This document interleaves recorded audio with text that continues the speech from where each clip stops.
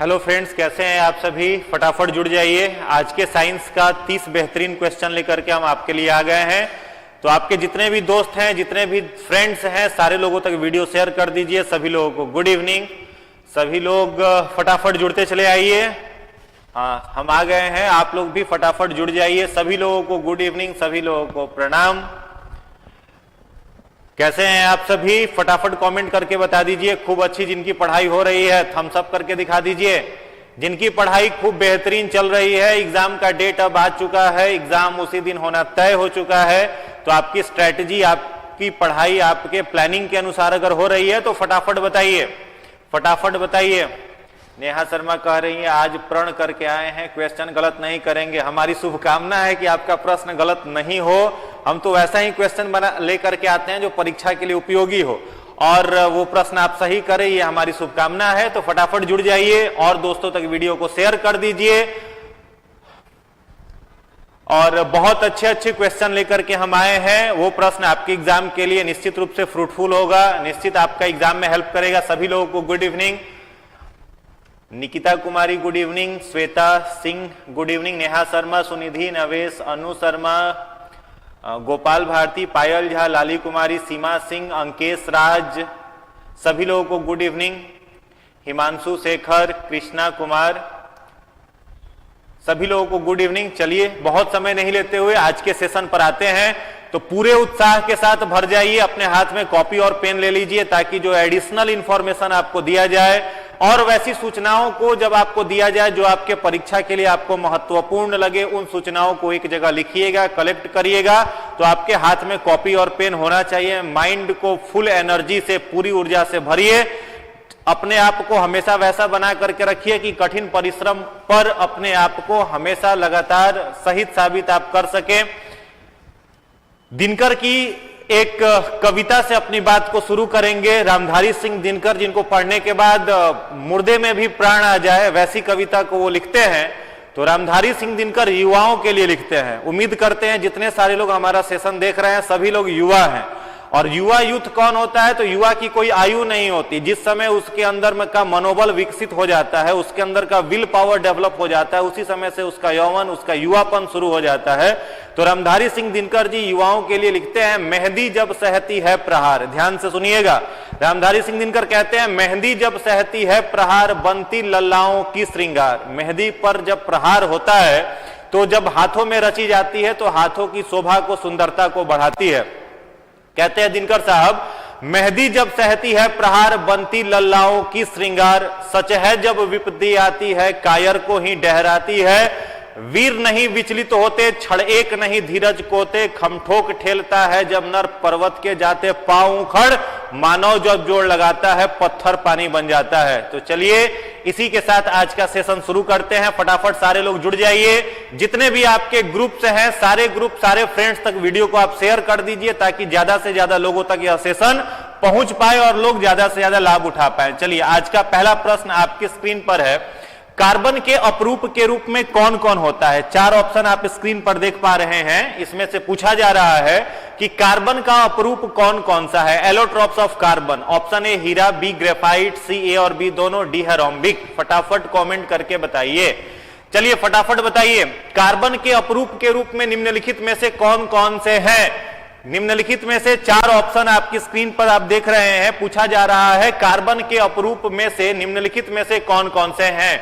Very good, जितने सारे लोगों ने इस प्रश्न का उत्तर सी दिया है, सभी लोगों का जवाब सही है। हीरा और ग्रेफाइट दोनों क्या है? कार्बन का अपरूप है। और ग्रेफाइट से सभी लोग परिचित है कि इसका उपयोग किस रूप में किया जाता है, सभी लोग जान रहे हैं। चलिए अगले प्रश्न की तरफ आगे बढ़ते हैं। आज का जो दूसरा प्रश्न है आपकी स्क्रीन पर ये रहा, बेकिंग सोडा का रासायनिक नाम क्या है? What is the chemical name of baking soda? आपसे पूछा जा रहा है बेकिंग सोडे का रासायनिक नाम। ऑप्शन ए है सोडियम हाइड्रोक्साइड, बी है सोडियम क्लोराइड, सी है सोडियम बाइकार्बोनेट, डी है सोडियम कार्बोनेट। यह प्रश्न आपके प्रीवियस ईयर एग्जाम में पूछा हुआ है।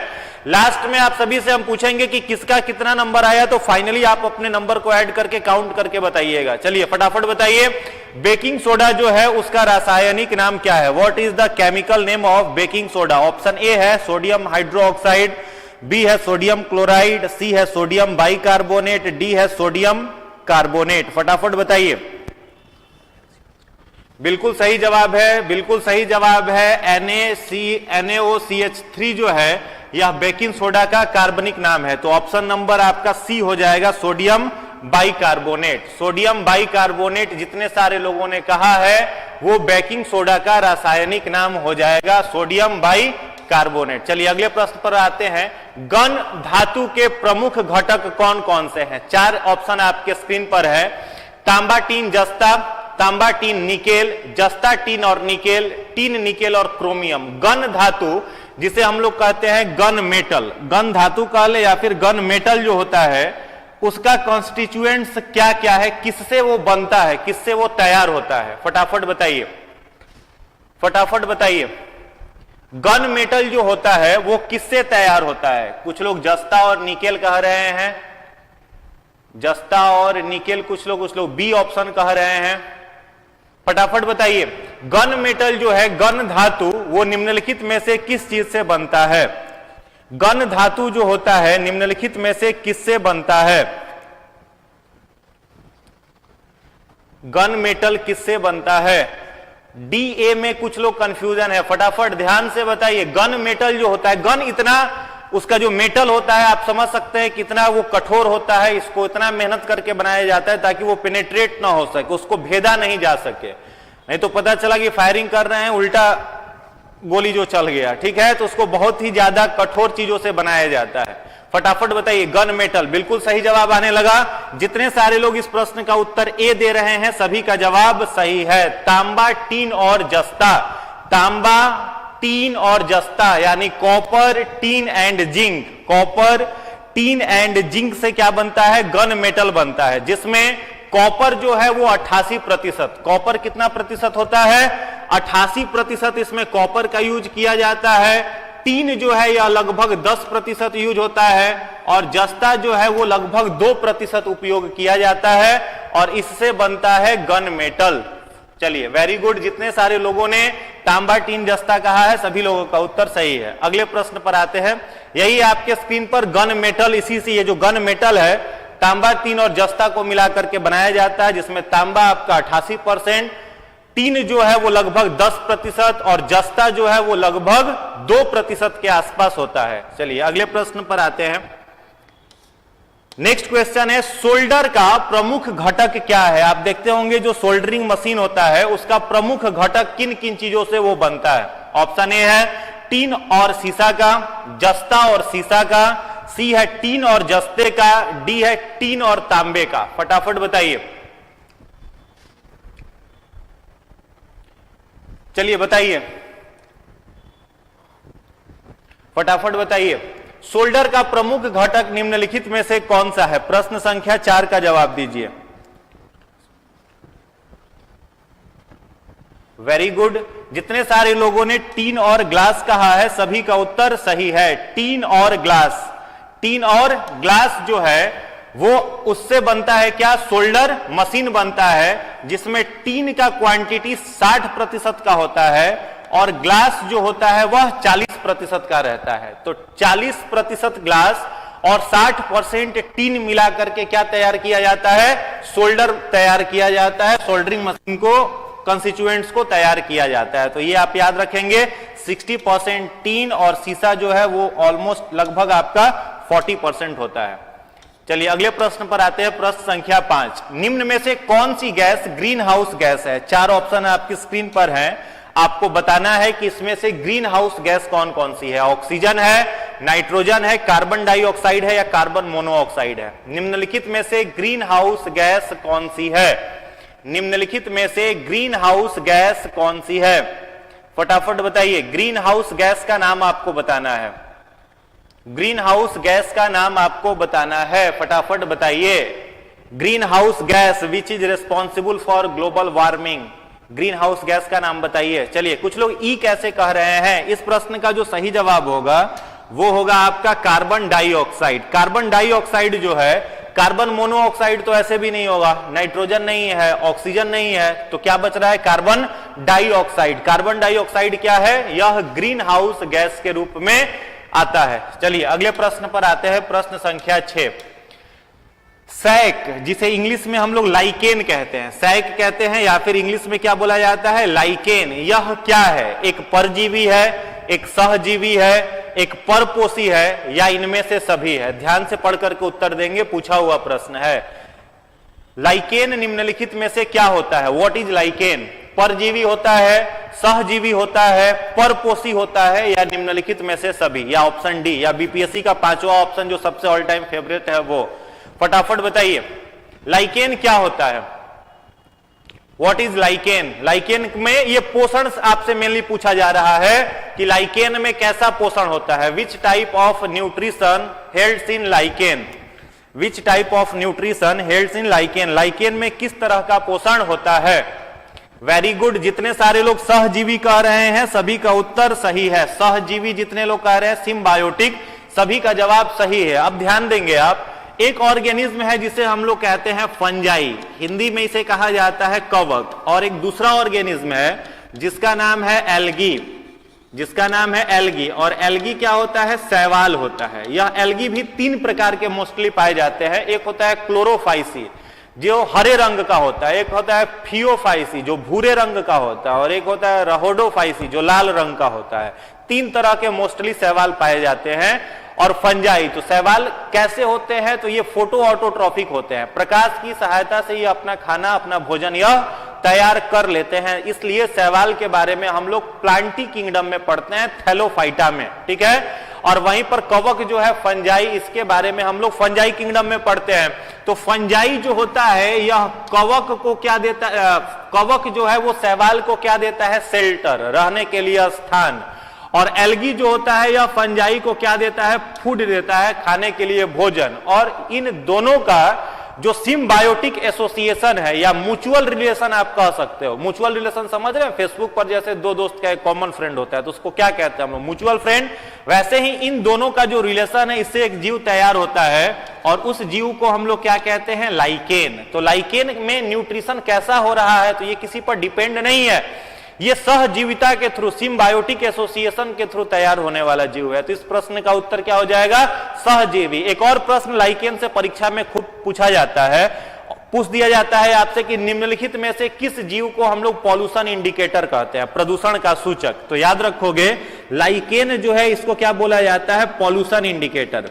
लाइकेन को हम लोग बोलते हैं पॉल्यूशन इंडिकेटर, यानी प्रदूषण का यह क्या है? सूचक है। सल्फर डाइऑक्साइड की मात्रा अगर एयर में बढ़ती है तो वहां से लाइकेन जो होता है वो समाप्त हो जाता है। जब एयर में सल्फर डाइऑक्साइड की मात्रा बढ़ती है तो वहां से क्या खत्म होता है? Lichen. That's why lichen is called pollution indicator and it is formed by mutual relation of fungi and algae. Fungi gives algae what? Shelter, and algae gives fungi food. उन दोनों से क्या बना? लाइकेन तैयार हुआ, ठीक है। चलिए दूसरा बात समझिएगा, यहां पर परजीवी जो शब्द दिया हुआ है इसका मतलब क्या होता है? तो परजीवी का मतलब होता है जब कोई ऑर्गेनिज्म दूसरे जीव के शरीर पर टेम्पोररी या परमानेंटली स्टे करता है तो उस जीव को हम लोग क्या कहते हैं? परजीवी। जैसे मान लो कई लोगों के बाल में लाइस आ जाता है जिसको जू कहते हैं, वो जू जो होता है वो कैसा कहलाएगा? तो परजीवी हो गया। परजीवी भी 2 प्रकार के, कुछ परजीवी जो शरीर के अंदर रहते हैं उन्हें हम लोग कहते हैं इंडोपैरासाइट, और कुछ परजीवी जो शरीर के बाहर रहते हैं उसको हम लोग कहते हैं एक्सोपैरासाइट। जैसे अगर आपसे हम प्रश्न पूछे कि एक बैक्टीरिया है जिसका नाम है ई कोलाई, इशरिया कोलाई, यह अंतः परजीवी है या बाह्य परजीवी? तो आप क्या कहेंगे? यह अंतः परजीवी है, मनुष्य के आंतों में रहता है, भोजन को पचाने में सहयोग करता है। तो यह कैसा हुआ? अंतः परजीवी। मान लो किसी को टाइफाइड हुआ, तो टाइफाइड किससे होगा? साल्मोनेला टाइफी नामक बैक्टीरिया से होगा। तो वो बैक्टीरिया उस मनुष्य के शरीर के अंदर उसके रक्त में रहेगा, इसलिए वो बैक्टीरिया क्या कहलाएगा? या आंतों में रहेगा तो वो बैक्टीरिया क्या कहलाएगा? इंडोपैरासाइट, क्योंकि वो शरीर के अंदर रह रहा है। और बाह्य परजीवी किसको कहेंगे? जो शरीर के बाहर रह रहा है, जैसे रिंगवॉर्म हो गया, लाइस हो गया, मॉस्किटो हो गया, ये सब किसमें आ जाते हैं? बाह्य परजीवी। और परपोषी आप समझ रहे हैं, परपोषण न्यूट्रिशन का एक दूसरा भाग है जिसमें परपोषण में 3 प्रकार के पोषण आ जाते हैं। एक हो जाता है परजीवी, एक होता है सहजीवी, और एक होता है मृत जीवी। तो मृत जीवी उसे कहते हैं जो मरे हुए सड़े गले चीजों के ऊपर डिपेंड करते हैं। एग्जाम्पल के रूप में अगर आपसे हम पूछ दे कि मशरूम जो होता है इसमें पोषण कैसा होता है? तो मशरूम में आप कैसा पोषण बताएंगे? मृत जीवी पोषण होता है। यह गोबर को सड़ा करके उसमें से मीथेन गैस प्रोड्यूस करता है या गोबर गैस प्रोड्यूस करता है और वहां से भोजन बनाता है। ठीक है, तो ये पूरा का पूरा एक न्यूट्रिशन का ओवरव्यू कॉन्सेप्ट रहा जिसको आपको ध्यान में रखना है। चलिए अगले प्रश्न पर आते हैं, प्रश्न संख्या 7। भारत में हीरे की प्रमुख खान या जो है वो किस राज्य में है? भारत में हीरे की प्रमुख जो खान है वो किस राज्य में है, आपको बताना है। फटाफट बताइए, फटाफट आंसर करिए। भारत में हीरे की खान किस राज्य में है? कर्नाटका में है, महाराष्ट्र में है, या फिर मध्य प्रदेश में है, या फिर राजस्थान में है? हीरे की जो खदान है वो कहां पर है? फटाफट बताइए। हीरे की खान भारत के किस स्टेट में है? हीरे की खान भारत के किस स्टेट में है? फटाफट, वेरी गुड। जितने सारे लोग मध्य प्रदेश बोल रहे हैं सभी का जवाब बिल्कुल ही सही है। भारत में हीरे की खान जो है वो कहां पर है? मध्य प्रदेश में है। चलिए अगले प्रश्न की तरफ आते हैं। आज का अगला प्रश्न है प्रश्न संख्या 8। यक्ष्मा तपेदिक जिसे कहा जाता है, यह बीमारी पैदा करने वाला कारक कौन है? वायरस है, बैक्टीरिया है, प्रोटोजोआ है, या इनमें से सभी? फटाफट बताइए। तपेदिक रोग या फिर जिसे हिंदी में यक्ष्मा भी कहते हैं, यह किससे होता है? वायरस से, बैक्टीरिया से, प्रोटोजोआ से? कुछ लोग सी कह रहे हैं, कुछ लोग ए कह रहे हैं। फटाफट बताइए क्या होगा? प्रोटोजोआ कैसे होगा जी? प्रोटोजोआ नहीं होगा, प्रोटोजोआ बिल्कुल भी नहीं होगा। चलिए ध्यान से पढ़िए, उसके बाद उत्तर दीजिए। देखो यक्ष्मा जो रोग है, इंग्लिश भी आप पढ़ते तो शायद गलत उत्तर आपका नहीं होता। यहां मैंने क्या लिख दिया है? ट्यूबरकुलोसिस। ट्यूबरकुलोसिस को शॉर्ट में क्या बोला जाता है? टीबी बोला जाता है। तो टीबी किससे होता है? एक जीवाणु से, एक बैक्टीरिया से होता है जिसका नाम क्या है? Mycobacterium tuberculosis. माइकोबैक्टीरियम ट्यूबरकुलोसिस से कौन सी बीमारी होती है? तो टीबी नामक रोग होता है। टीबी किस अंग को प्रभावित करता है? तो फेफड़े को प्रभावित करता है। एक और प्रश्न ध्यान से याद रखिएगा, प्रश्न पूछा जाता है कि टीबी रोग के उपचार में कौन सा वैक्सीन दिया जाता है? टीबी के लिए कौन सा वैक्सीन दिया जाता है? तो याद रखोगे BCG, बैसिलस कॉलमेट ग्यूरिन।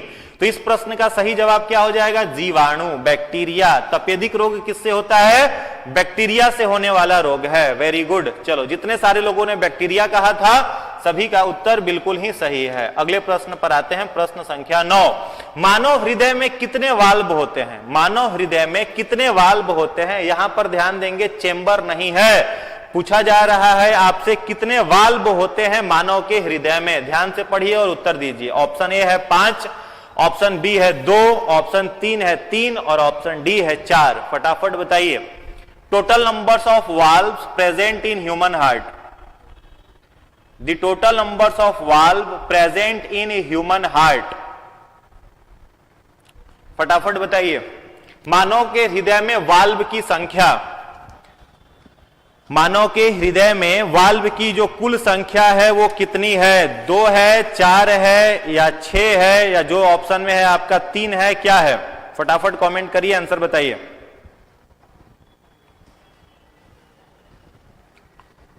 देखो वाल्व जो है हम लोगों के हार्ट में मेनली 2 ही है। ठीक है, एक वाल्व है जिसको हम लोग कहते हैं मैट्रियल वाल्व, मैट्रियल वाल्व, और एक दूसरा वाल्व है जिसे बोला जाता है ट्राइकस्पिड वाल्व।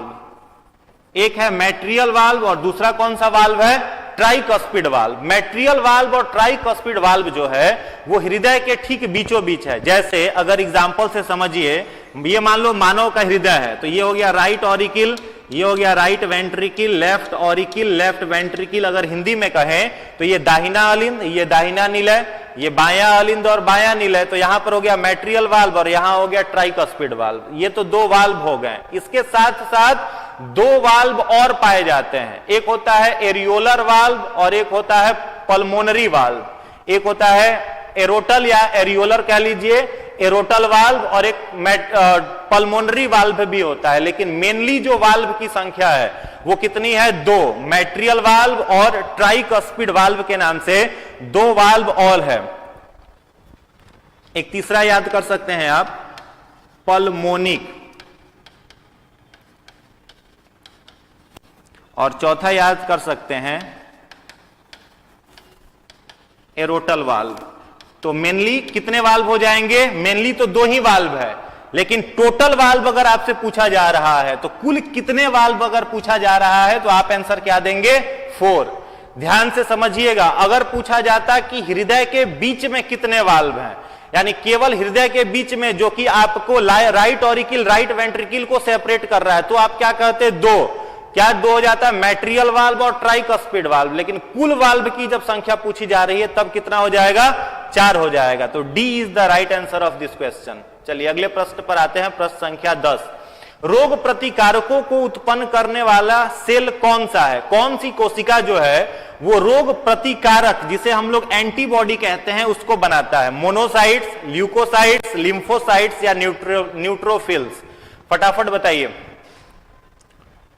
फटाफट बताइए। अंकेश राज सर, ये आईपीएल मैच जैसा क्वेश्चन था। हाँ, कुछ वैसा ही क्वेश्चन है। चलिए बताइए, रोग प्रतिकारकों के रूप में उत्पन्न करने वाला सेल कौन सा है? मोनोसाइट, ल्यूकोसाइट्स, लिम्फोसाइट्स या न्यूट्रोफिल्स? फटाफट बताइए। वेरी गुड, जितने सारे लोगों ने लिम्फोसाइट्स आंसर दिया है सभी लोगों का उत्तर सही है। लिम्फोसाइट्स जो होता है, इस लिम्फोसाइट्स को हम लोग क्या कहते हैं? तो इसी को कहा जाता है ब्लड प्लाज्मा। ध्यान देंगे, लिम्फोसाइट्स को ही क्या बोला जाता है? Blood plasma.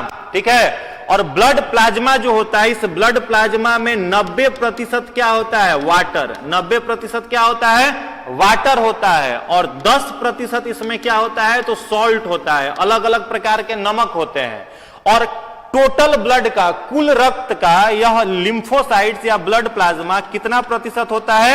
55%, 55% होता है। यहां पर ल्यूकोसाइट्स जो लिखा गया है आप सभी जान ही रहे हैं, यह किसके बारे में कह रहा है? डब्ल्यूबीसी के बारे में। और डब्ल्यूबीसी भी इंपॉर्टेंट रोल प्ले करता है लिम्फ को बनाने में। तो लिम्फोसाइट्स जो है, इसी के चलते हम लोगों की रोग प्रतिरोधक क्षमता जो है वो विकसित होती है। इसलिए इस प्रश्न का जवाब जो होगा वो सी होगा। रोग प्रतिकारकों को उत्पन्न करने वाली कोशिका लिम्फोसाइट्स कहलाएगी। अगले प्रश्न पर आते हैं, प्रश्न संख्या 10। समुद्र में अगर कोई वस्तु डूब जाता है तो उसका पता किस यंत्र से लगाया जाता है? Which instrument is used to locate the submerged object in the sea? Option A sonar, B है क्रेस्कोग्राफ, सी है अल्टीमीटर, डी है पायरोमीटर? फटाफट बताइए, फटाफट बताइए।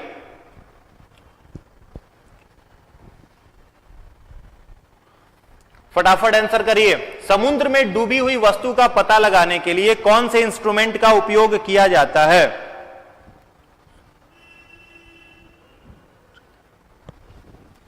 वेरी गुड, जितने सारे लोगों ने सोनार कहा है सभी का उत्तर सही है। सोनार, इसका जो पूरा नाम हो जाएगा, सोनार जो है, सोनार SONAR, इसको बोला जाता है sound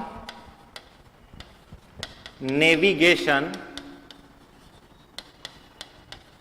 and ragging. Sonar stands for sound navigation and ragging. अगर समुद्र में कोई वस्तु डूब जाए या बड़ी बड़ी जहाजें जो डूब जाती हैं, उसका पता लगाने के लिए क्या उपयोग किया जाता है? सोनार का उपयोग किया जाता है। चलो, अब यही 4 ऑप्शन आपके स्क्रीन पर लिखा हुआ है। ठीक है, आपको बताना है कि निम्नलिखित में से किसका उपयोग पौधों के तने की लंबाई को मापने में किया जाता है? Which instrument is used to measure the length of the plant? फटाफट बताइए, कौन से इंस्ट्रूमेंट का उपयोग पौधों के तने के लंबाई को मापने में किया जाता है? कौन से इंस्ट्रूमेंट का उपयोग पौधे के तने की लंबाई को मापने में किया जाता है? वेरी गुड, जितने सारे लोग क्रेस्कोग्राफ कह रहे हैं सभी का उत्तर सही है। याद रखेंगे, लेंथ ऑफ प्लांट, पौधों की लंबाई को मापने के लिए क्रेस्कोग्राफ का उपयोग किया जाता है। चलिए अगले प्रश्न की तरफ आगे बढ़ते हैं। देखिए, यही हो गया आपका सोनार। यहां पर एक बड़ा सा आपको बोट दिख रहा है, बोट में यहां पर रख दिया गया है क्या? सोनार को रखा गया है, उसका रिसीवर यही है। उसके बाद यहां पर कोई ऑब्जेक्ट अगर समुद्र के तलहटी में डूबा हुआ है तो ये साउंड नेविगेशन के माध्यम से क्या करता है, रिफ्लेक्टेड वेव जो होता है साउंड के माध्यम से यह पता करता है कि कहां पर कौन सी वस्तु, कौन सी शिप जो है वो डूबी हुई है या फिर वहां पर कोई वस्तु है या नहीं है समुद्र की गहराई में। चलिए अगले प्रश्न पर आते हैं। टमाटर का खाने वाला भाग कौन सा है? कई बार यह प्रश्न रिपीट हुआ है परीक्षा में, ध्यान से बताइएगा। टमाटर का खाने वाला भाग कौन सा है? The edible part of the tomato, फल भित्ति, बीजांडसन, ए और बी दोनों या इनमें से कोई नहीं। टमाटर के किस भाग को खाया जाता है? Edible part of tomato, edible part of tomato, बताइए टमाटर का कौन सा भाग खाने में उपयोग होता है? टमाटर का कौन सा भाग खाने में उपयोग होता है? फ्रूट वाल उपयोग होता है या फिर सीड यूज होता है या ए और बी दोनों या फिर नन ऑफ दीज? फटाफट बताइए, फटाफट बताइए। वेरी गुड, जितने सारे लोग इस प्रश्न का उत्तर सी दे रहे हैं सभी लोगों का जवाब सही है। टमाटर का खाने के रूप में उपयोग जो होता है वो फल भित्ति यानी उसके फ्रूट वाल को भी हम लोग भोजन के रूप में ले सकते हैं और उसका जो सीड होता है वो भी भोजन के रूप में लिया जाता है। इसलिए इस प्रश्न का उत्तर क्या हो जाएगा? सी, ए और बी बोथ। अगला प्रश्न है, नारियल का कौन सा भाग खाने वाला होता है? The edible part of the coconut is, option A stem, B है रूट, सी है इंडोस्पर्म, डी है सीड। फटाफट बताइए नारियल का कौन सा भाग खाने वाला होता है? The edible part of the coconut is, the edible part of the coconut is, नारियल का कौन सा भाग खाने योग्य होता है? तना, जड़, भ्रूणपोष या फिर बीज? Edible part of the coconut is, फटाफट बताइए, फटाफट बताइए। वेरी गुड, जितने सारे लोग इंडोस्पर्म लिख रहे हैं सभी लोगों का उत्तर सही है। नारियल का जो इडेबल पार्ट होता है वो होता है भ्रूणपोष, जिसे हम लोग क्या कहते हैं? इंडोस्पर्म। अंदर का जो भाग होता है, इक्टोडर्म जो हो गया वो तो बाहर का भाग हो गया, वो इडेबल है ही नहीं, दांत टूट जाएगा, मुंह में से दांत बाहर निकल जाएगा वो खाओगे तो क्या हो जाएगा इसका उत्तर? इंडोस्पर्म हो जाएगा। चलिए अगले प्रश्न पर आते हैं, प्रश्न संख्या 14। नींबू का कौन सा भाग खाया जाता है? The edible part of lemon, नींबू का कौन सा भाग खाने योग्य होता है? फटाफट बताइए नींबू का कौन सा भाग खाने वाला है? बीज पत्र है, बीज है, नींबू का ऊपरी भाग है या फिर उसके रसीले रोम इंडोकार्प्स हैं? फटाफट बताइए। The edible part of the lemon is, the edible part of the lemon is. Very good, जितने सारे लोग ऑप्शन डी कह रहे हैं सभी लोगों का जवाब सही है। Option D is the right answer. रसीले रोम जो होता है यह नींबू का क्या है? खाने वाला भाग है। इंडोकार्प, नींबू का क्या खाते हैं? इंडोकार्प। नींबू का कोई छिलका तो खाता नहीं है कि छिलको खा जाता है, इंसान तो नहीं खाता है, तो उसका जो छिलका अगर रहता है तो पेरिकार्प हो जाता है, ऊपर वाला हो जाता है। तो नींबू का अंदर का जो रसीला भाग होता है उसको हम लोग खाते हैं, तो रसीले रोम इस प्रश्न का सही उत्तर होगा। चलिए अगले प्रश्न पर आते हैं, 15 नंबर क्वेश्चन। गेहूं का कौन सा भाग खाने योग्य होता है? The edible part of the wheat is. ये लगातार रिपीटेड क्वेश्चन है इसलिए ध्यान से आप पढ़ के बनाएंगे। The edible part of the, Manohar Yadav छिलका खाते हैं अचार लगा के, हाँ कुछ भी पॉसिबल है बिहार में। फटाफट बताइए गेहूं का कौन सा भाग जो होता है वो खाने योग्य होता है? इंडोस्पर्म, सीड, रूट या स्टेम? गेहूं का कौन सा भाग खाने योग्य होता है? The edible part of the wheat is. गेहूं का कौन सा भाग खाने वाला है? वेरी गुड, जितने सारे बीज नहीं होगा, जितने सारे लोग भ्रूणपोष कह रहे हैं इंडोस्पर्म। गेहूं का कौन सा भाग खाया जाता है? इंडोस्पर्म गेहूं का जो होता है वो खाया जाता है। तो ऑप्शन ए इस प्रश्न का सही जवाब है। The edible part of the wheat is endosperm. चलिए अगला प्रश्न है, प्रश्न संख्या 16। कोलेस्ट्रेडियम किस रोग का कारण है? कोलेस्ट्रेडियम किसी का नाम है, थोड़ी देर बाद बताएंगे किसका नाम है, ध्यान से पढ़िए। कोलेस्ट्रेडियम किस रोग का कारण है? टिटनस का, मलेरिया का, डेंगू का या फाइलेरिया का? फटाफट बताइए टिटनस किस रोग का कारण है? टिटनस जो है वो किस रोग का कारण है? फटाफट। जितने सारे लोग लाइव सेशन देख रहे हैं सभी लोगों से निवेदन करेंगे, अगर कुछ इंफॉर्मेशन आपको बेहतरीन इस चैनल पर मिल रहा है तो वीडियो को एक बार लाइक कर दीजिए, और जिन दोस्तों तक वीडियो को नहीं पहुंचा है दोस्त उन तक पहुंचाने की सभी लोग कृपा करें, ताकि कर भला तो हो भला, दूसरे का भला करे खुद का भला होगा। इसीलिए वसुधैव कुटुंबकम की भावना अपनानी चाहिए, सबका भला हो। ऐसा मत सोचना कि कंपटीशन बढ़ जाएगा, किसी और को शेयर कर देंगे, किसी की जानकारी बढ़ जाएगी, तो ये दिमाग से बाहर निकालिए। चलिए फटाफट शेयर करिए वीडियो को दोस्तों तक। अच्छे क्वेश्चन मिल रहे हैं तो उन्हें लिखिए, नोट करिए, वो आगे आपके एग्जाम में निश्चित काम आएंगे। बताइए कोलेस्ट्रेडियम किस रोग का कारण है? टिटनस का, मलेरिया का, डेंगू का, फाइलेरिया का? फटाफट बताइए।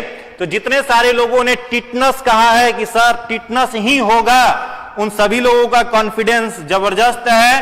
टिटनस जो होता है वो कोलेस्ट्रेडियम टेटिनी नामक बैक्टीरिया से होता है।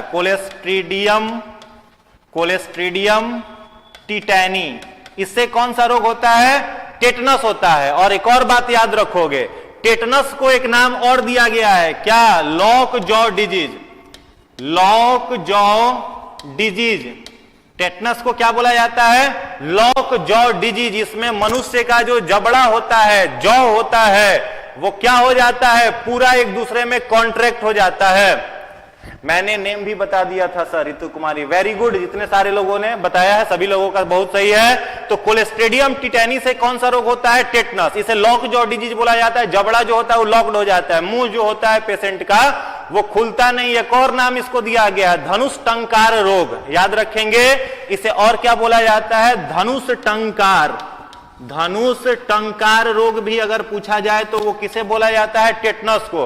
अब इसका जो पीड़ित व्यक्ति है वो सोता है ना बेड पर, तो धनुष जैसन हो जाता है, इसे अपना शेप बना लेता है। ये बेड का सरफेस है तो बेचारा ऐसे उछलते रहता है, इतना उसके शरीर में मांसपेशियों में दर्द होता है। बहुत खतरनाक बीमारी है जी, ठीक है। इसीलिए इसको क्या बोला जाता है? धनुष टंकार रोग भी बोला जाता है, या फिर लॉक जॉ डिजीज बोला जाता है। किससे होता है? एक बैक्टीरिया से होता है, जिस बैक्टीरिया का नाम है कोलेस्ट्रेडियम टिटैनी।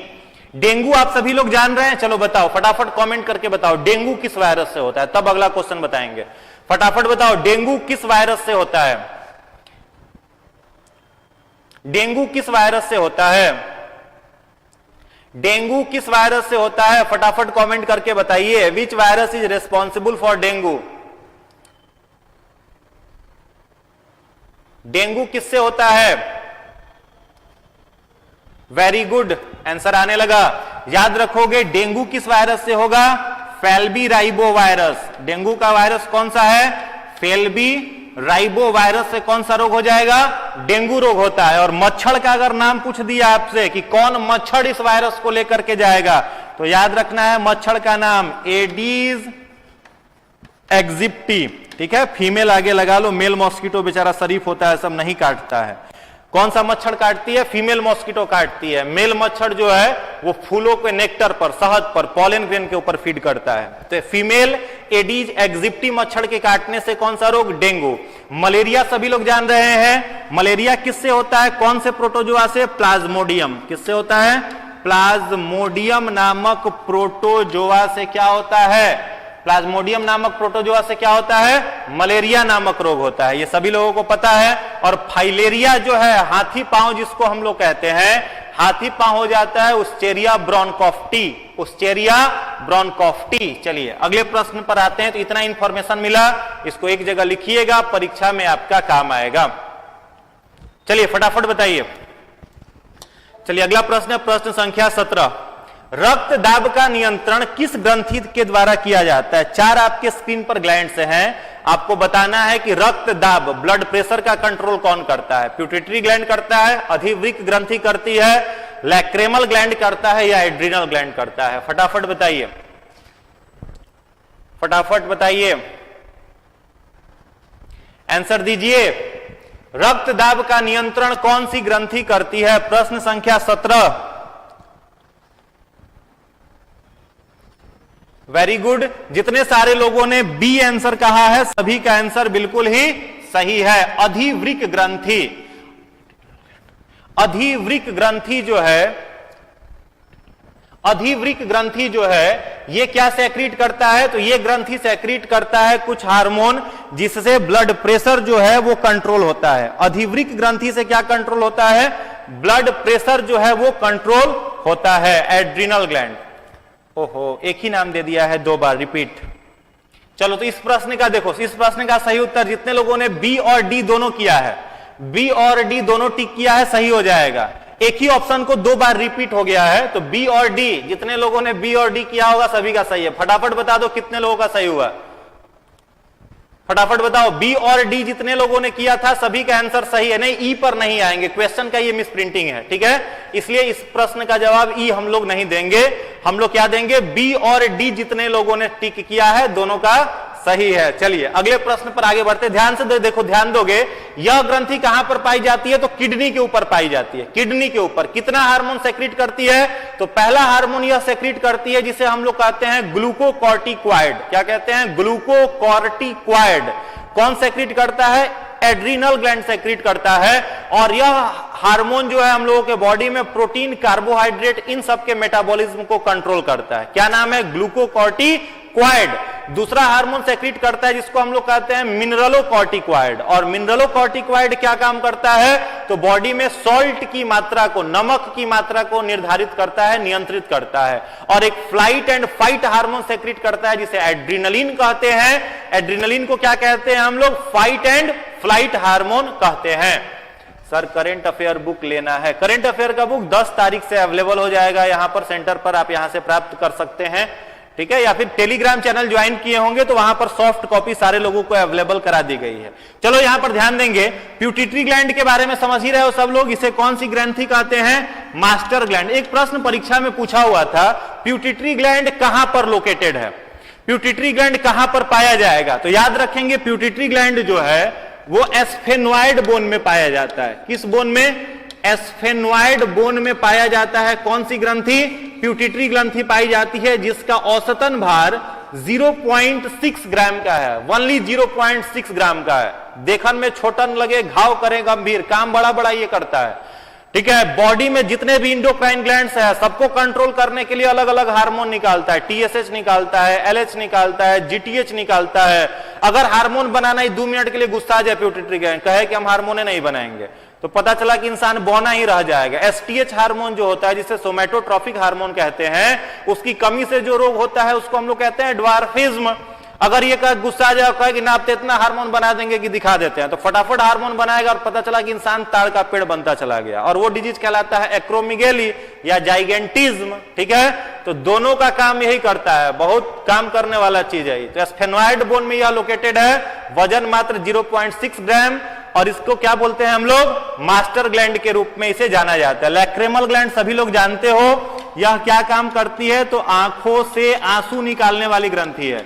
आंखों से आंसू जो निकलता है वो किस ग्रंथि के द्वारा निकलता है, लैक्रेमल ग्लैंड, आंख में पाया जाता है, आंसू निकालता है। चलिए अगले प्रश्न पर आते हैं, प्रश्न संख्या 18। 3D फिल्में देखने के लिए प्रयुक्त चश्मों में किस लेंस का उपयोग किया जाता है। अगर आप सिनेमा हॉल में जा रहे होंगे तो अभी आप 3D लेंस का उपयोग कर रहे होंगे, 3D लेंस का यूज किया जाता है। तो किसका उपयोग इसमें किया जाता है, अवतल लेंस का, उत्तल लेंस का, द्विफोकसी लेंस का, या समतल लेंस का, फटाफट बताइए, फटाफट बताइए। हाँ, लैक्रेमल ग्लैंड आंसू निकालता है, फटाफट बताइए, आंसर दीजिए। लगातार आंसर आने लगा, सी। आंसर दीजिए सारे लोग। 3D मूवीज जो आप देखने जाते हैं तो वहां पर किस चश्मे का उपयोग किया जाता है, चश्मे में किस लेंस का उपयोग किया जाता है, ध्यान देंगे। जो लेंस वहां पर उपयोग होता है उस लेंस को हम लोग कहते हैं फ्लोराइड लेंस, ठीक है। तो चश्मे में कौन सा लेंस होता है, फ्लोराइड लेंस जो होता है वो चश्मे में रहता है। यहां पर ऑप्शन में वो नहीं है, इसलिए हम लोग क्या कह लेंगे, द्विफोकसी लेंस, बाईफोकल लेंस का उपयोग किया जाता है। Polarised glass, very good, AR कह रहे हैं पोलराइज्ड ग्लास, सही है। तो किसका उपयोग हम लोग करते हैं, द्विफोकसी ग्लास का, बाईफोकल लेंस का उपयोग किया जाता है 3D फिल्मों को देखने के लिए। चलिए अगले प्रश्न पर आइए, प्रश्न संख्या 19। परमाणु रिएक्टर, परमाणु रिएक्टर जो होता है उसमें ईंधन के रूप में किसका उपयोग किया जाता है। 4 ऑप्शन आपके स्क्रीन पर है, फटाफट बताइए जी। फ्लोराइड ग्लास का उपयोग किया जाता है, अर्चना कुमारी जी, चलिए बताइए। परमाणु रिएक्टर में ईंधन के रूप में प्रयुक्त होने वाला कौन सा पदार्थ है, प्लेटिनम है, यूरेनियम है, जर्मेनियम है, या जिंक है, फटाफट आंसर दीजिए। वेरी गुड, जितने सारे लोग यूरेनियम कह रहे हैं सभी का उत्तर सही है, यूरेनियम। का उपयोग किया जाता है परमाणु ईंधन के रूप में। चलिए अगला है प्रक्षेपास्त्र। हिंदी नाम पढ़ोगे तो थोड़ा कंफ्यूज हो गए, प्रक्षेपास्त्र क्या है, किसी राक्षस का नाम टाइप का लगेगा आपको, तो इंग्लिश भी फटाक से देख लो क्या है इंग्लिश इसका, मिसाइल। ठीक है, तो प्रश्न है मिसाइल का अभी विकास किसने किया था? ए है, ऑप्शन ए है जे रॉबर्ट ओपेनहीमर, बी है डॉक्टर एपीजे अब्दुल कलाम, सी है गैलीलियो, डी है आइजैक न्यूटन। फटाफट बताइए, फटाफट बताइए। बहुत सारे लोग अब्दुल कलाम कह रहे हैं। प्रक्षेपास्त्र मिसाइल का विकास किसने किया था?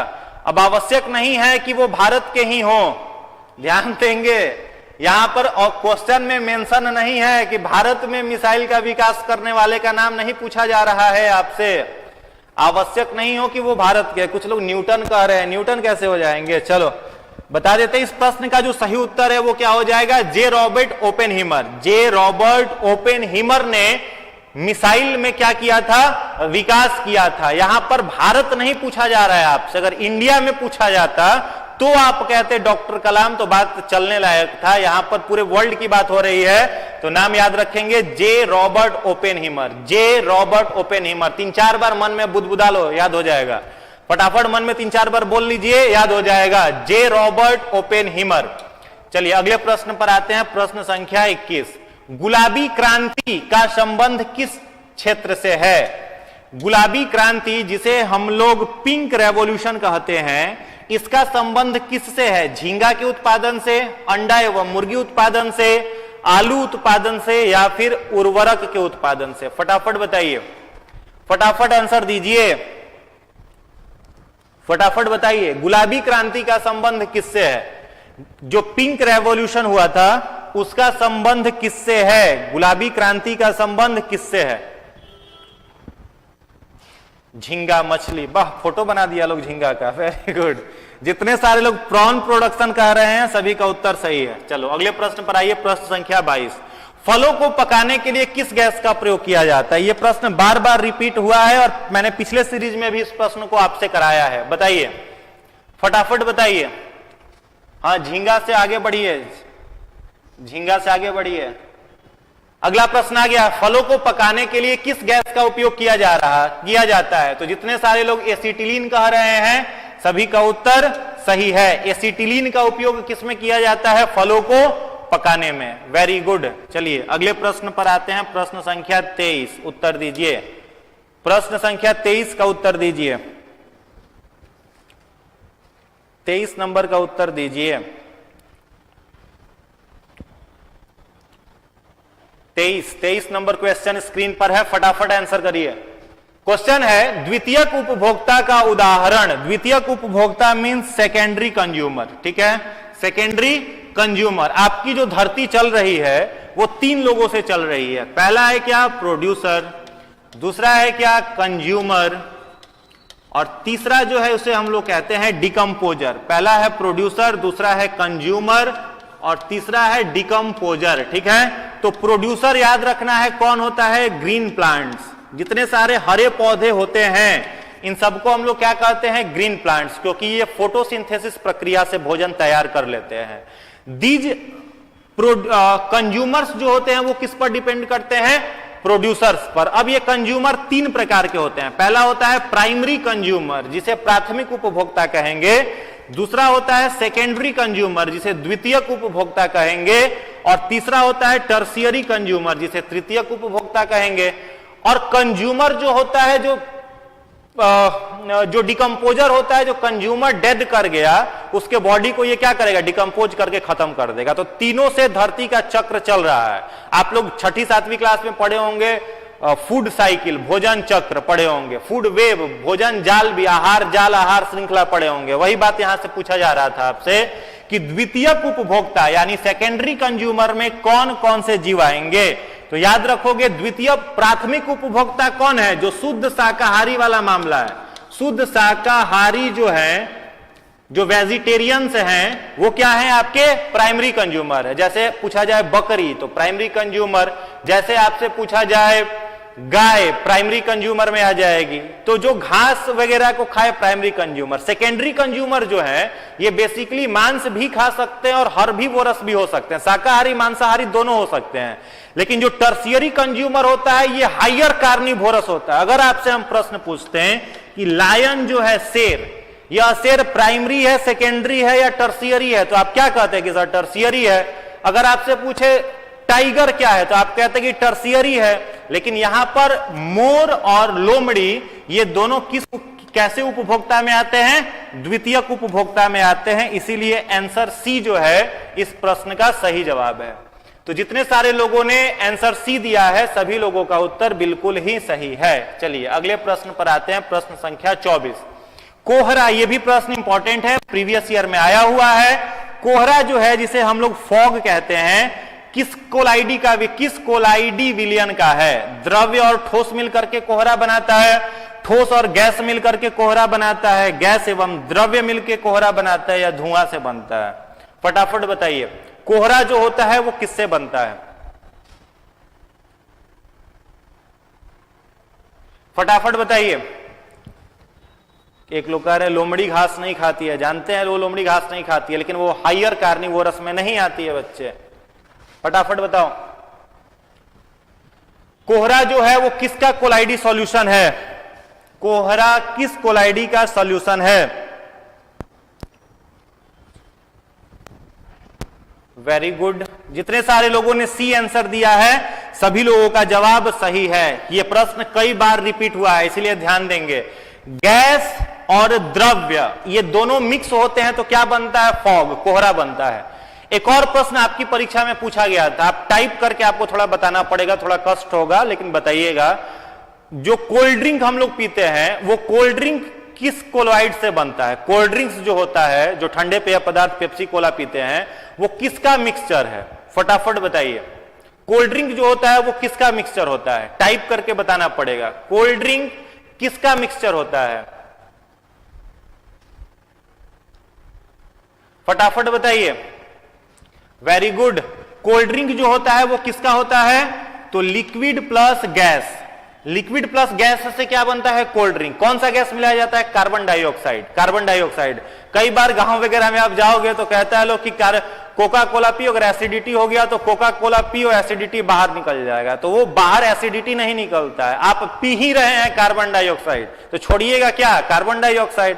तो गांव वाले लोगों को थोड़ा अवेयर करिए कि भाई साहब कोल्ड ड्रिंक पीने से गैस की समस्या खत्म नहीं होती है, उल्टा गैस बन सकता है, ठीक है। तो कोल्ड ड्रिंक जो है वो क्या है, लिक्विड और गैस है, ठीक है। लिक्विड में क्या मिलाया जाता है, गैस, कार्बन डाइऑक्साइड गैस मिलाया जाता है। चलिए अगले प्रश्न पर आते हैं, प्रश्न संख्या 25, उत्तर दीजिए। प्रश्न संख्या 25 का उत्तर दीजिए, फटाफट आंसर दीजिए। प्रश्न संख्या 25 का जवाब दीजिए। संसार का सबसे छोटा फूल कौन सा है, गुलाब है, रेफ्लेक्सिया है, बुलिफिया है या फिर चमेली है, फटाफट बताइए। सबसे छोटा फूल का नाम, सबसे छोटे फूल का नाम। संसार का सबसे छोटा फूल निम्नलिखित में से कौन सा है, प्रश्न संख्या 25। वेरी गुड, जितने सारे लोग वुल्फिया कह रहे हैं सभी का उत्तर सही है। वुल्फिया जो है वो संसार का क्या है, सबसे छोटा फूल है। देखते हैं उसका फिगर, आई थिंक होना चाहिए यहां पे, हाँ देख लो, यही वुल्फिया है, ठीक है। दिखाई भी नहीं देता है, इतना छोटा इसका फूल होता है कि वो दिखाई भी नहीं देता है, पता भी नहीं चलता है। तो सबसे छोटा अगर आपसे फूल पूछा जाए तो आप क्या कहेंगे, वुल्फिया जो है वो सबसे छोटा फ्लावर है, सबसे छोटा फूल है, याद रखना है नाम। चलिए अगले प्रश्न पर आइए, प्रश्न संख्या 26। सिनकोना किससे प्राप्त किया जाता है, सिनकोना जो है वो किससे प्राप्त किया जाता है, कुनैन के छाल से, डहेलिया के पत्तियों से, वुल्फिया के बीज से या फिर इनमें से कोई नहीं। जो सिनकोना होता है वो किससे प्राप्त किया जाता है, फटाफट बताइए। इसे फूल क्यों कहा जाता है, ये तो बॉटनिस्ट लोग जाने जो बॉटनी के बारे में बताएं। चलो फटाफट बताइए, सिनकोना किससे प्राप्त किया जाता है। तो जितने सारे लोग इस प्रश्न का उत्तर दे रहे हैं कुनैन के छाल से, सभी का उत्तर सही है। कुनैन एक प्लांट है, एक ट्री है, देखो ये कुनैन का एक ट्री है, पेड़ है, बढ़िया बढ़िया इस पर फल लगा हुआ है। इसी का जो छाल होता है, छाल का मतलब बार्क, ठीक है, इसका जो बार्क होगा, बार्क का मतलब छाल हो जाएगा, उस बार्क से क्या प्राप्त किया जाता है? कुनैन, ठीक है। सिनकोना पेड़ के बार्क से, छाल से प्राप्त क्या किया जाता है? हाँ, वेरी गुड, तो छाल से प्राप्त किया जाता है मलेरिया के उपचार में। सही जवाब है, मलेरिया के उपचार में किया जाता है। चलिए, ऑपरेशन फ्लड किस उत्पाद से संबंधित है? एक ऑपरेशन हुआ था, ऑपरेशन माने चिड़ फाड़ लीवर किडनी वाला नहीं, ठीक है, वो मत समझिएगा। ऑपरेशन फ्लड जो है वो किस उत्पाद से संबंधित है? फटाफट बताइए, ऑपरेशन फ्लड किससे संबंधित है? बिल्कुल सही जवाब आने लगा, वेरी गुड, फटाफट बताइए।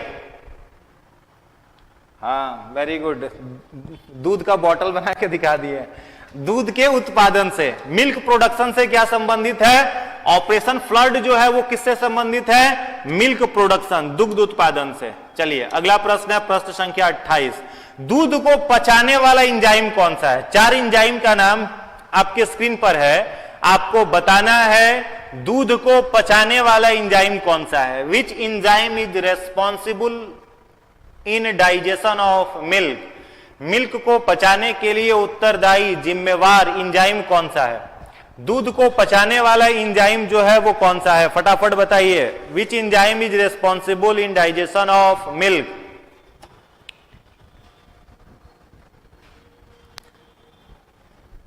सही जवाब है रेनिन। जितने सारे लोगों ने रेनिन टिक किया है सभी लोगों का उत्तर सही है। मिल्क को पचाने वाला जो एंजाइम है वो क्या होगा? रेनिन होगा। आपको याद रखना चाहिए कि जो भी एंजाइम्स होते हैं वे सब किस चीज के बने होते हैं? प्रोटीन के। इसीलिए बचपन से ही हम लोग एक परिभाषा रटते आ रहे हैं, all enzymes are protein but all proteins are not an enzyme, ठीक है। तो याद रखना, एंजाइम्स क्या होते हैं? प्रोटीन, ये डाइजेशन में रोल प्ले करता है, ठीक है। कैफीन जो होता है या कहां पाया जाता है? तो कॉफी में, ठीक है। कैफीन कहां पर पाया जाता है? कॉफी में पाया जाता है, तो इसका डाइजेशन से कोई खास रोल नहीं है। चलिए, अगले प्रश्न का उत्तर दीजिए, प्रश्न संख्या 29। मानव शरीर में यूरिया का निर्माण कहां होता है? यूरिन में जो यूरिया फ्लो होकर के निकलता है उसका निर्माण कहां पर होता है? लीवर में, स्मॉल इंटेस्टाइन में, हार्ट में या फिर लंग में? फटाफट बताइए, कहां पर बनता है? फटाफट बताइए, मानव शरीर में यूरिया का निर्माण कहां पर होता है? मानव शरीर में यूरिया जो है इसका निर्माण कहां पर होता है? चलो, सही जवाब आने लगा यकृत। जितने सारे लोगों ने यकृत आंसर दिया है सभी लोगों का आंसर सही है। यूरिया का निर्माण कौन करता है? लीवर करता है। उम्मीद करते हैं आज आप लोगों का 30 में 30 सभी का आएगा, सबका 30 में 30 आएगा आज। चलो, अगले प्रश्न पर आते हैं। आज का अंतिम क्वेश्चन है, रक्त की अशुद्धियां कहां जाकर के शुद्ध होती हैं? रक्त की अशुद्धियां कहां जाकर के शुद्ध होती हैं? फेफड़ों में, हृदय में, वृक्क में या फिर यकृत में? बताइए, रक्त की अशुद्धियां कहां जाकर के शुद्ध होती हैं? रक्त की अशुद्धियां कहां जाकर के शुद्ध होती हैं? बहुत सही जवाब आ रहे हैं लगा, वृक्क में। जितने सारे लोग वृक्क कह रहे हैं, किडनी, वो सही जवाब है। ध्यान से समझेंगे, किडनी क्या काम करता है? ब्लड को फिल्टर करता है, छानना है, रक्त को छान करके साफ कर देता है। यूरिन से यूरिया को फिल्टर, ब्लड से यूरिया को फिल्टर करने का काम किसका है? किडनी का है। तो फटाफट काउंट करिए, जोड़िए, आपका कितना नंबर आया। जब तक बताइएगा नहीं तब तक लाइव क्विज से हटना नहीं है। पहले सारे लोग टाइप करके बताइए कि किसका कितना नंबर आया। फटाफट 29 मनीष कुमार, वेरी गुड। चलो, 26, 27 लगातार ऐसे नंबर आ रहा है, हम एक बार देखेंगे बाद में आराम से। स्टे पॉजिटिव, खूब खुश रहिए, खूब मन लगा करके पढ़िए, पूरा एंजॉय करते हुए। उम्मीद करते हैं आज के सेशन आपको अच्छा लगा होगा। तो जितने सारे लोगों ने सेशन को देखा और नए एडिशनल इंफॉर्मेशन सीखने के लिए अगर आपको मिले हो तो सारे लोगों से निवेदन है कि जरूर लाइक कर दीजिएगा, दोस्तों तक वीडियो को जरूर पहुंचा दीजिएगा। एक चीज का हमेशा ध्यान रखना है, जो बच्चे कहते हैं कि सर परीक्षा का तनाव है, परीक्षा का एंजाइटी हो रहा है, कम पढ़े हुए हैं, लग रहा है कि सारी पढ़ी हुई चीजें को भूल रहे हैं, तो उनसे रिक्वेस्ट है कि वो लोग रिवीजन शुरू कर दें। केवल रिवीजन करें, नई चीजों को पढ़ें, कम से कम पढ़ें। पहले का जो पढ़ा हुआ आपके पास कंटेंट है उस पर काम करिए और उसको खूब मन लगा करके उसको एंजॉय करते हुए पढ़िए। तनाव में, डिप्रेशन में वही लोग रहते हैं जो दूसरों के बारे में अधिक सोचते हैं और अपने बारे में कम सोचते हैं। यह फॉर्मूला याद रखिएगा, जो दूसरों के बारे में ज्यादा सोचेगा, ज्यादा दिमाग दूसरों के ऊपर लगाएगा, अपने ऊपर ध्यान कम देगा, वही डिप्रेशन में रहेगा, वही एंजाइटी में रहेगा। और भारत में किसी को तनाव और डिप्रेशन नामक कोई रोग नहीं होता था। यह बीमारी नई सुनने में आ रही है कि हम डिप्रेशन के शिकार हैं, हमको एंजाइटी है। तो भारत में हमेशा सारे लोग खुशहाल रहते थे। पूरे एंजॉय को करते रहिए। जितना आपका जो काम है, जितना जो डेली का स्केड्यूल है, जो भी आपके डेली का रूटीन है, उसको पूरा करिए। रात में उसको जब रात में सोने के लिए जाइए तो पूरे निश्चिंत भाव से सोइए। सारे टेंशन को छोड़ करके सोइए। टेंशन लेकर के ही क्या करेंगे, टेंशन फ्री होकर के काम करिए। और तनाव को दूर करने के लिए सारे लोग मेडिटेशन जरूर करिए, ध्यान जरूर करिए। मेडिटेशन ही एकमात्र ऐसा हथियार है जिससे आप अपने आप को तनाव मुक्त कर सकते हैं। बाकी कोई जरूरी काम नहीं आएगा। जैसे प्रेशर लाइफ में आवश्यक है, प्रेशर के बिना तो कोई काम ही नहीं चलता है। इंजन भी चलता है तो उसमें प्रेशर बनाना पड़ता है, प्रेशर बनता है तभी इंजन भी चलता है। चावल आप कुकर में बनाते हैं तो चावल में अगर प्रेशर कुकर में अगर प्रेशर नहीं बने तो चावल बॉयल ही नहीं होगा, भात बनेगा ही नहीं। तो प्रेशर हर जगह आवश्यक है, लेकिन उसी प्रेशर कुकर में एक्स्ट्रा प्रेशर न बने इसके लिए क्या लगाया जाता है, तो सीटी लगाया हुआ रहता है। जैसे ही वो वेपर ज्यादा हुआ वो सीटी बजता है और एक्स्ट्रा प्रेशर जो है उससे निकल करके बाहर हो जाता है। मेडिटेशन यही है। जब भी ज्यादा तनाव आए, जब भी थकान लगे, माइंड की कैपेसिटी को अपलिफ्ट करना हो तो मेडिटेशन करिए। निश्चित रूप से आप आगे बढ़ते चले जाएंगे। तो आप लोगों ने वीडियो को देखा, नए नए प्रश्नों को सीखा, इसलिए आप सभी को बहुत बहुत धन्यवाद।